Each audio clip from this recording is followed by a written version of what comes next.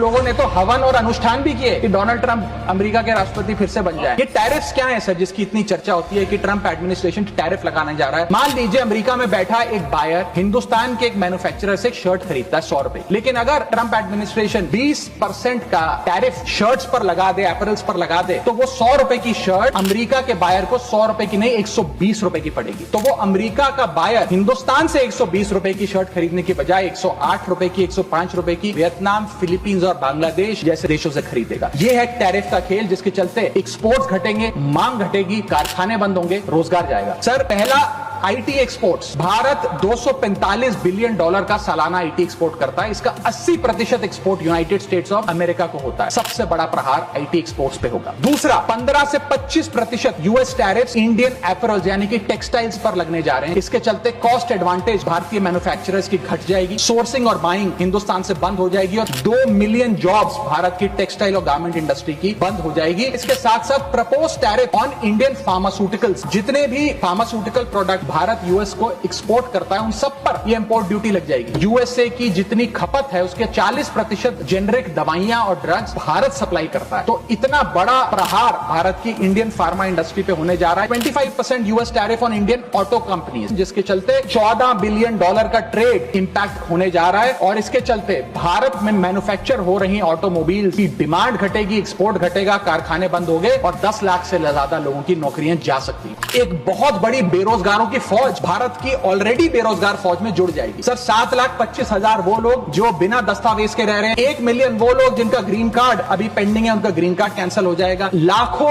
H1B visa applicant जिनका H1B visa मिलना अब नामुमकिन सा हो गया है। और उसके अतिरिक्त भारत में जो टेक्सटाइल्स, फार्मा, आईटी और ऑटोमोबाइल इंडस्ट्री है उसमें जॉब ले ऑफ्स होंगे। सर मेरा आखिरी पॉइंट, भारत की फॉरेन इनवर्ड रेमिटेंसेस घट जाएंगी, भारत का फॉरेक्स रिजर्व घटेगा। सर वर्ष 2024 में डॉक्यूमेंटेड एंड अनडॉक्यूमेंटेड प्रवासी भारतीय जो यूएस में रहते हैं उन्होंने कुल मिलाकर 111 बिलियन डॉलर भारत भेजे। यानी कि जब उनकी नौकरियां ही नहीं रहेंगी तो वो क्या पैसा भेजेंगे। जब वो पैसा नहीं भेजेंगे तो भारत के फॉरेक्स रिजर्व्स घटेंगे और फॉरेक्स रिजर्व्स घटने की वजह से रुपया और कमजोर होगा और डॉलर और मजबूत होगा। सर भारत की कॉर्पोरेट टैक्स कलेक्शंस में 3 से 4 हजार करोड़ का नुकसान होने जा रहा है और इन्फोसिस, टीसीएस जैसी बड़ी बड़ी कंपनियां अब 80 से 90% अमेरिकी लोगों को नौकरियां देंगी। भारतीय जो H1B वीजा पे वहां काम कर रहे हैं उनको निकालने का काम शुरू होने जा रहा है। कुछ लोगों ने तो हवन और अनुष्ठान भी किए कि डोनाल्ड ट्रंप अमेरिका के राष्ट्रपति फिर से बन जाए, लेकिन उसके बदले हमें हासिल क्या हुआ, पहला झटका जो ट्रंप एडमिनिस्ट्रेशन ने दिया वो भारत को दिया।